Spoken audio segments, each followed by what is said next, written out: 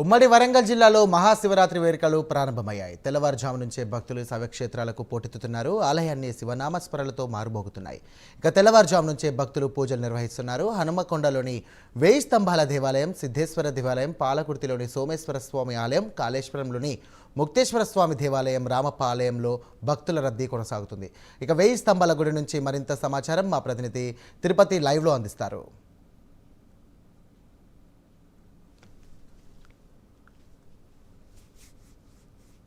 ఉదయం నుంచే భక్తులతో రద్దీ కొనసాగుతున్న పరిస్థితి కనబడుతుంది.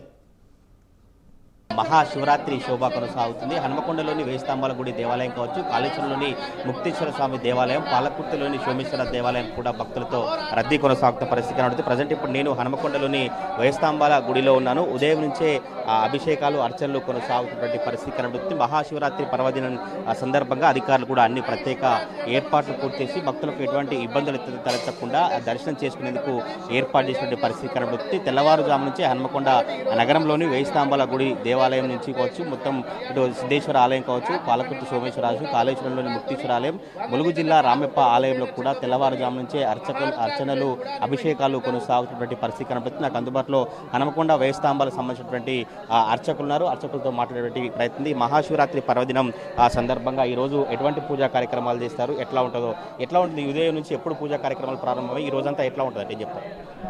శంకరస్య చరితాకథామృతం చంద్రశేఖర గుణాన కీర్తనం నీలకంఠ దవపాద సేవనం సంభవంతు మమ జన్మని.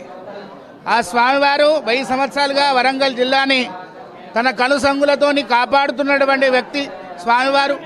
ఈరోజు వారి పుట్టినరోజు, వారి పెళ్లి రోజు కూడా.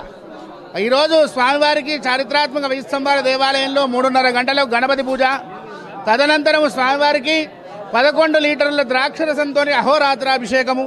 ఇప్పటి వరకు సుమారు 10,000 మందికి కూడా సామూహికంగా రుద్రాభిషేకాలు, 25,000 మంది ధర్మదర్శనాలు కూడా చేసుకోవడం జరిగింది. ఎందుకంటే ఇది బ్రహ్మసూత్రలింగం, శ్రీచక్రంపై ఉన్నటువంటి శివలింగము. ఇక్కడ ఒక్కసారి ఏం చేసుకున్నా 108 సార్లు చేసినటువంటి ఫలితం ఉంటుంది. అలాగే మనకు శివరాత్రి అంటే జాగరణ, శివ కళ్యాణము. అందుకనే లింగోద్భవ సమయము, లింగం ఏదైతే మనం పూజ చేస్తామో అది లింగోద్భవం. రాత్రి 12 గంటలకు ఉద్భవించింది. ఆ సమయాన 111 రుద్రాలు అభిషేకించడం జరుగుతుంది. 100 లీటర్ల పాలు, పెరుగు వీటన్నిటితోని. అలాగే సాయంత్రం 6:30 గంటలకు గోధు లగ్నంలో రుద్రేశ్వర స్వామి కళ్యాణోత్సవాన్ని కూడా నిర్వహించడం జరుగుతుంది. జాగరణ ఉన్నటువంటి భక్తులకు కూడా సాంస్కృతిక కార్యక్రమాలు, శివపురాణం గురించి కానివ్వండి, నృత్య ప్రదర్శనలు కానివ్వండి, అలాగే ప్రత్యేకించి హరికథా కాలక్షేపాలు కూడా నిర్వహించడం జరుగుతుంది. భక్తులు గమనించి నేటి యువతరానికి ఈరోజు బుధవారంతో ఉన్నటువంటి శివరాత్రి వచ్చింది. ఖచ్చితంగా ద్రాక్షరసంతో అభిషేకం చేయండి. మీ పరీక్షలో ఉత్తీర్ణులవుతారు, ఉన్నత ఉద్యోగులు అవుతారు, మద్యపానానికి వీటి వ్యసనానికి దూరంగా ఉంటారు. ఏదైతే మనకు ఉన్నటువంటి వ్యాధులన్నీ కూడా పోతాయి. దీన్ని గమనించుకొని మీ దగ్గర ఉన్నటువంటి సమీపంలో శివాలయానికి వెళ్లాల్సిందిగా కోరుకుంటూ ముందుగా మీ అందరికీ కూడా శివరాత్రి శుభాకాంక్షలు, శుభాశిష్యులు. హనుమకొండ సంబంధించినటువంటి ఆలయ సంబంధించి మనతో పాటు కొంతమంది భక్తులు. అమ్మ, ఎట్లా ఉంటుంది శివరాత్రి సందర్భంగా ఎటువంటి పూజా కార్యక్రమం? చాలా బాగుంది. ఇది మహారాష్ట్ర శివరాత్రి సందర్భంగా కూడా ఉమ్మడి వరంగల్ జిల్లా వ్యాప్తంగా శైవక్షేత్రాన్ని కూడా మారుమవుతున్న పరిస్థితి కనబడుతుంది. కాళేశ్వరంలోని ముక్తేశ్వర స్వామి ఆలయం కావచ్చు, రామప్పలోని రామలింగేశ్వర ఆలయం సంబంధించి కూడా శైవక్షేత్రాల్లో శివనామస్మరణతో మారుమవుతున్నటువంటి పరిస్థితి కనబడుతుంది. ఉమ్మడి వరంగల్ జిల్లా వ్యాప్తంగా మహాశివరాత్రి శోభ సంతరించుకుంది. సాయిరామ్.